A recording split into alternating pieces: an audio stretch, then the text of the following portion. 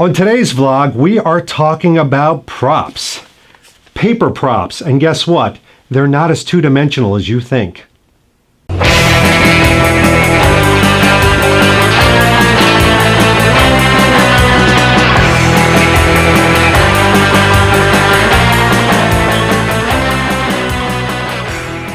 Hello everyone, David Zaritsky for the Bond Experience. Welcome back. Why am I dressed like that? Why am I holding this photo? Well, you could tell by that opening, we are talking about paper props. Remember in Spectre, when Moneypenny visits Bond in his flat, yet to be decorated, or maybe that's how he's decorating it, I don't know. And she delivers that box, and that box is from Skyfall, and there's all these cool paper props, and we're all sitting there trying to study them, and lo and behold, of course, some industrious people out there decided, I want those props, those paper props to fill in their collection. Well, Spectre's not the first movie for some of the collectors and artists to come together to really focus on what I call paper props. And I know what everybody has in their mind. Holy cow, paper props. Isn't that just two-dimensional pieces? Guys, it's so much more. And that's what we're going to explore a little bit today, are paper props. Now, this goes all the way back to No. Anytime you'd see something on screen, somebody had to do a certain amount of research. Quite a lot sometimes. Somebody had to fill in the details. And so this is really about my deference, my awe, my respect for individuals that not only create these types of moments for your collection, but actually dream of them as well. I think one of the interesting things about paper props is that it can start out very simple. These paper props were actually made by Edie Mahoney. And you can see that all it is some business cards that denote some of the characters from Dr. No. But I tell you, they really add to the collection because if you notice, it really enhances the prop area. I mean, the prop area would be a little bit sparse, especially with Dr. No. I mean, look at this Dent Laboratories receipt with the different kind of gold flaking and mining and I mean, down to, where is it going to? What is the address? The amount of research that it takes is pretty astounding. But then you've got other pieces like this. I mean, unbelievable. This was a picture, again, Edie Mahoney created that shows Quarrel as well as Strangeways, and that picture from the film. That took a lot of doing and a lot of work. Of course, nothing shows off a prop area and fills it out better than different photos. So here you've got different things that might have been in the folder itself that Bond received. And of course it adds to the whole From Russia with Love display.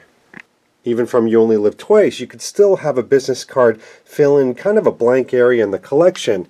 But I love it when, and yes, this counts as paper, little things like this are made. I mean, I don't think you see this in the film, but sure enough, Edie Mahoney creates this gyrojet box, if you will, that would hold the different pistol ammo.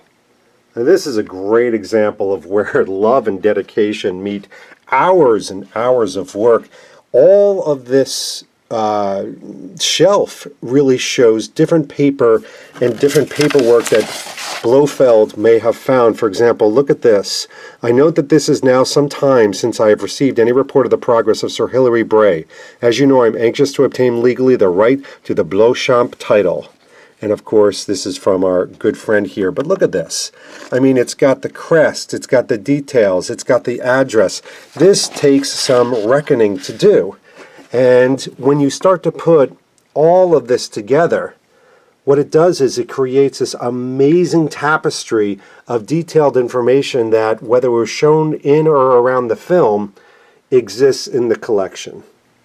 I love the fact that you can even create playbills. Now, these are some things that you do see, and actually two different versions. So what I love about this is that people really go to the trouble to create these moments that exist in the film and then can be studied later. And by the way, yes, cards count as paper props, folks. I know there's different versions out there, Factory Entertainment, the older version, but they do count because guess what? They're paper. Sometimes people will even create stickers. Now, some of the things that you might see on some of the glass panels, like the telephone booth that Jaws attacks our friends in, and even some of the things that you might find on some of the crates and the boxes, they're all there. But guess what?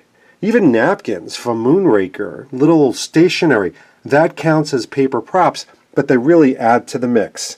And let's not forget those photos as well that really add to it and fill in the gaps.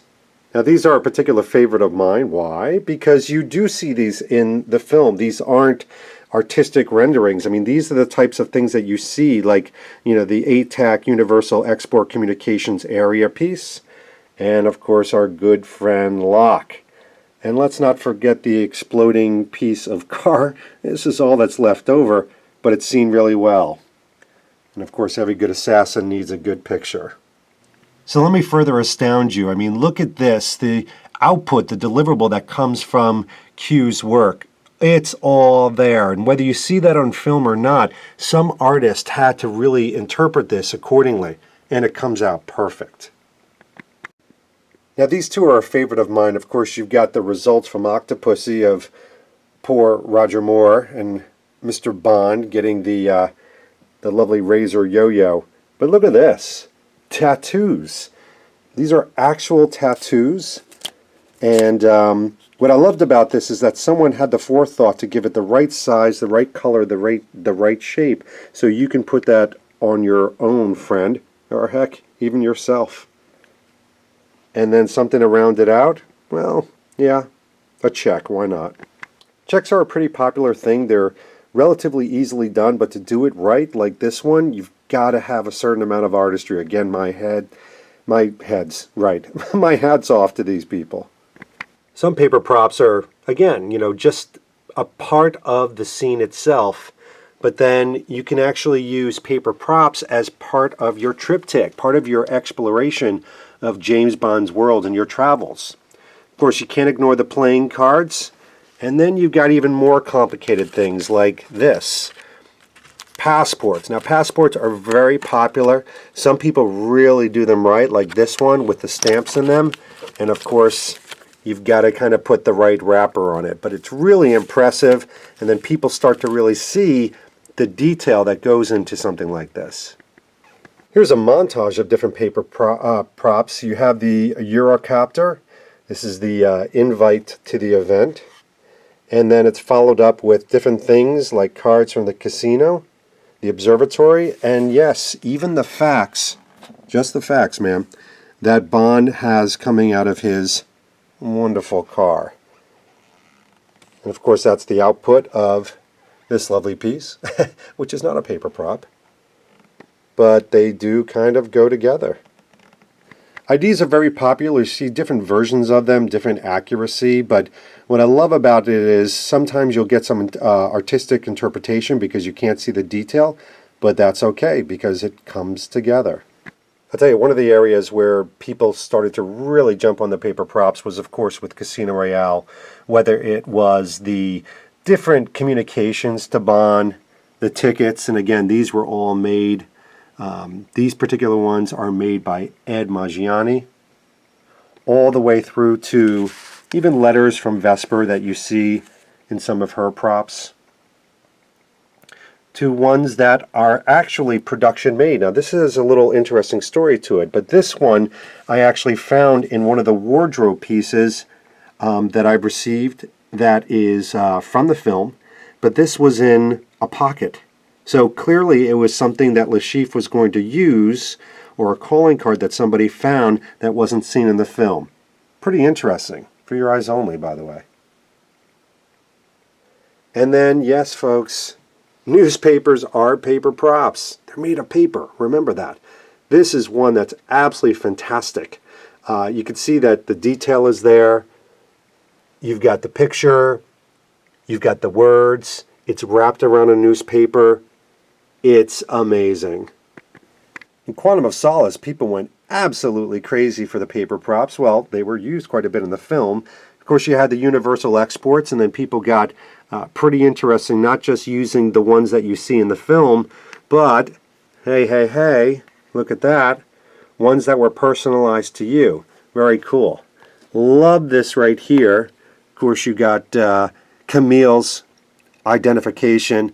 But here's what I'm talking about with detail. The crease The crease that you see in the film, that you see in the prop, is there. They didn't scrimp on this. And even look at this, right in the back here. Some of the details that you wouldn't think you would normally see, they're all there. Now I love the fact that when Mathis and Bond go through the pictures, somebody took the time and the effort to really doctor these up, scan these appropriately, and make it absolutely fantastic. Even when Bond feels that somebody wants somebody's dead, you can always add a paper prop to add that authenticity. But this goes the extra mile. This is top secret Yusef Kabira's case number 3137. Now watch this. You open this up and holy smokes. Somebody had a field day with this. So you've got the pictures that you see Bond take, but different versions. I mean, so somebody had to artistically put all this together. And this is all the details. Yeah, let's take a look at this. All the details that you would have seen in here. But someone had to fill this in. That's what I'm talking about. It's the love and the passion that connects all of these together. This is the autopsy report. If I go into this envelope, we're going to find different pictures that they would have found of the individual. Look at this, the necklace, you've got the girlfriend, you've got Vesper. I mean, this is just a cornucopia of different things that are put together. That's another girlfriend that they might have found. This is something that immerses you into the moment, but someone had to hand create this, and that's where my jaw slightly drops when you see something like this. IDs are a great paper prop put together. You get the right form. There's some interesting ones. You may notice and reflect on that guy. Oh, there's our man about town. But this is when you take accuracy to a whole new level. So here you've got Bond's ID. But there's a file request from M. I wonder what's in this file. So if we open this up, we see some amazing details, and it is Commander Bond's obituary. This reads like a book. It's got all the pages in it. It's got the evaluation reports that are confidential. Someone had to build the content of each of these pages. The evaluation report, it's all got failure in it. We know what happened there. Questionnaire and analysis result from Bond. And I'll tell you, this is a great read because it does bring you and immerse you into this world when this is, when the whole report is that one scene between M and Tanner, and of course the new M, Mallory, and Bond. Now you can go back and see what are some of those details around that. And folks, that's a big paper prop. But you've got the target that you see at the beginning of Skyfall. Still counts. Well, and I saved some of the best for last, of course, right? I mean, we're going in order. I'm sure you could tell that. So this is somebody that made up a package, if you will, of different Spectre paper props. Here you've got the Order of Temporary Guardianship, and look at this. They've printed and also put in the burned marks that you would have seen from, the Skyfall damage, of course, when it came falling around them, from Canterbury Sheriff Court. They've got the details in there from the signatures in different color to the filing stamp. Really, really some very nice details. And then the pictures. Now, when I first saw these in Spectre, this is one of the parts that I liked. I'm not crazy about the relationship part, but we've got some nice burn damage here. But if you don't want the burn damage, if you want the photo that exists when they're in Blofeld's lair, you've got that too. And the detail's really nice on this. I mean, this artist has captured the faces and the details. It looks like an old copy. And there you've got Madeline with Mr. White, a much younger Mr. White. And it's got the fold mark. I mean, what I love about this is this was kind of folded back, if you remember, in the film. It's got the fold mark here. It's creased like it is in the film. Those are the types of details, because it's not a matter of just doing the flat image. It never is. It's about how does it exist within the film. Even a business card like you would find with L'Américain. I mean, look at the details on this. And of course, they did the right coloring on the back and front, but they've got that nice crease here. Really captures it. And then, of course, the newspaper piece. So you've got to get all the words in here. You've got to get the images. Somebody had to go in here and really kind of doctor this up accordingly to make it really pop. And it does. And we've got to finish this off, of course, with a nice passport from Bond. But look at the detail here. I mean, you've not just have the imagery, you have the numbers, and I love this. Where has Bond been? This is really kind of follows him around to the different places, but you've got some beautiful color moments. You've got really bona fide stamps. I mean, reading this through, a lot of these paper props in general, when you start back from Dr. No to, yes, even Spectre, it follows it in Bond's footsteps. And that's kind of what the Bond experience is about. And it's, I think, why I'm so captured by these paper props. Well, there you have it. Just a sneak peek. I hope this created a better appreciation, if nothing else, of the hard work, the time, and the detail. Now, mind you, what I did not do is I did not denote every artist that created this. If you see one of your pieces in this video and you would like to be highlighted right under here, we will create a link to you that people can get in touch with you. They can give you a kudos. They can say, hey, I would love that. We didn't want to go and assume that you wanted to be contacted. But if you are an artist that created one of those paper props and want to have the connection between the Bond fan and you, do let us know at david@thebondexperience.com and we'll make it happen. Anyway, this has been David Zaritsky for The Bond Experience, and we will see you very soon. Take care. Oh, hey, you're still here. I didn't even know.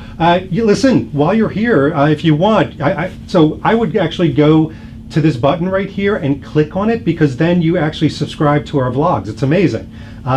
You get to see all the upcoming stuff first. You get notifications. It screams at you while you're at work. It's absolutely amazing. Just click on this button, hit subscribe. Just move your cursor. Move.